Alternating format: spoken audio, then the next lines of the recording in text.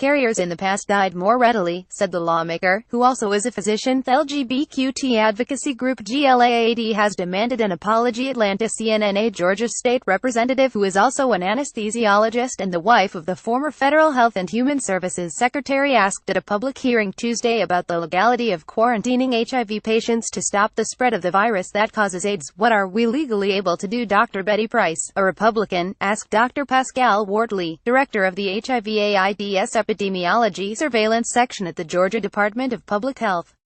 I don't want to say the quarantine word, but I guess I just said it. What would you advise, or are there any methods, legally, that we could do that would curtail the spread? Price, whose husband, Dr. Tom Price, resigned last month from President Donald Trump's cabinet, raised the issue during a committee meeting.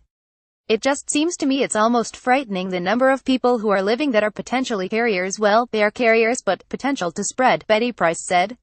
Whereas, in the past, they died more readily, and then at that point, they are not posing a risk. So, we've got a huge population posing a risk if they're not in treatment. An estimated 1.1 million people in the United States were living with HIV at the end of 2014, the most recent year for which this information is available, according to the Centers for Disease Control and Prevention. Wortley did not directly address Price's question about quarantine, pivoting instead to describing the state's programs for identifying and tracking HIV patients. Advocacy group demands apologize. Quarantining of people with HIV has not been a matter of serious discussion since the height of the AIDS epidemic in the 1980s. At that time, about half of respondents to a poll by the Los Angeles Times found said AIDS should be added to the list of infectious diseases that require quarantine. The LGBTQ advocacy group GLAAD on Friday demanded an apology from Price. We have come a long way in how we understand and talk about HIV as a nation, and comments like those made by Georgia State Representative Betty Price fly in the face of that progress, and of basic decency, the group's president, Sarah Kate Ellis, said in a written statement. It is reprehensible that the comments were made by a physician and a lawmaker, Ellis added. CNN legal analyst Mel Robbins also criticized Price. My first impression is, thank God, as a doctor, she is not treating people with HIV, because she clearly knows nothing about the disease, Robbins said. As was the case with Ebola, to have any kind of quarantine, the immediate threat to the public would have to be so substantial as to warrant the infringement upon someone's individual rights.